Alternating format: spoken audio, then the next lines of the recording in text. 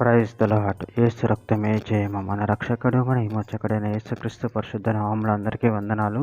చిన్న ప్రార్థన ద్వారా ఉదయకాల వాక్యదానం చేసుకుందాము.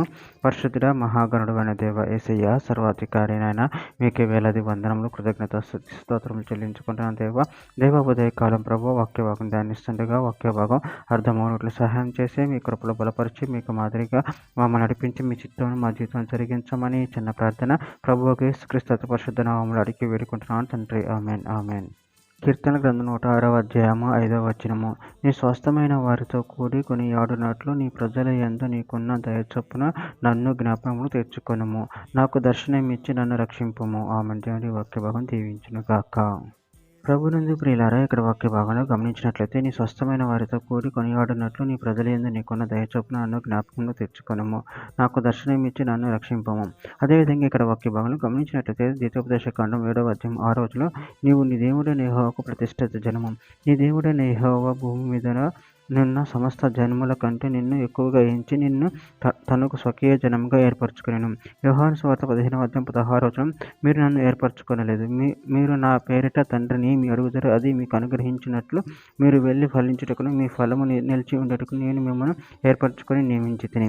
పేతురు రాసిన మొదటి పత్రిక 2వ అధ్యాయం 9వ వచనంలో అయితే మీరు చీకటి నుండి ఆశ్చర్యకరమైన తన వెలుగులోనికి మిమ్మల్ని పిలిచిన వాని గుణాతిశయాలను ప్రచురం చేయు నిమిత్తము ఏర్పరచబడిన వంశమును, రాజులైన యాజక సమూహమును, పరిశుద్ధ జనమును, దేవుని సొత్తైన ప్రజలై ఉన్నారు.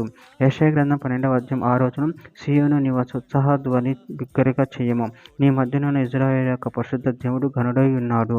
యెషయా గ్రంథం 35వ అధ్యాయం 10వ వచనం.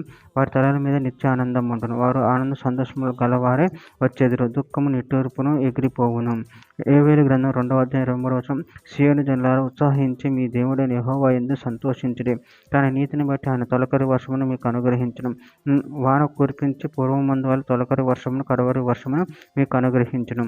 యెషయా గ్రంథం 51వ అధ్యాయం 4వ వచనం. నా ప్రజలారా నా మాట ఆలకించుడి, నా జనులారా నాకు చెవియొగ్గి వినుడి. ఉపదేశం నా యుద్ధ నుండి బయలుదేరును, జనములకు వెలుగు కలుగునట్లు నా విధిని నియమించును. చివరిగా ఒక మాట. పేతురు రాసిన మొదటి పత్రిక 3వ అధ్యాయం 10వ వచనం.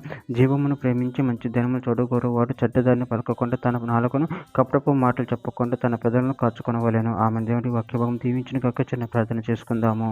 పరిశుద్ధుడ మహాగణుడు అని దేవ యేసయ్య, మీరు ఇచ్చిన వాక్యాన్ని బట్టి ప్రాముఖ్యత తెలుసుకుని నిన్ను జ్ఞాపకం చేసుకుని ఎందు భయభక్తులు కలిగి నిన్ను మహిమపరచుకుని ప్రచురణ శక్తిని బలాన్ని మాకు అనుగ్రహించి మీ ప్రేమ కృపను మమ్మల్ని నిరంతరం కాచి కాపాడమని చిన్న ప్రార్థన యేసు నామములో అడిగి వేడుకుంటున్నాను తండ్రి. Amen amen amen.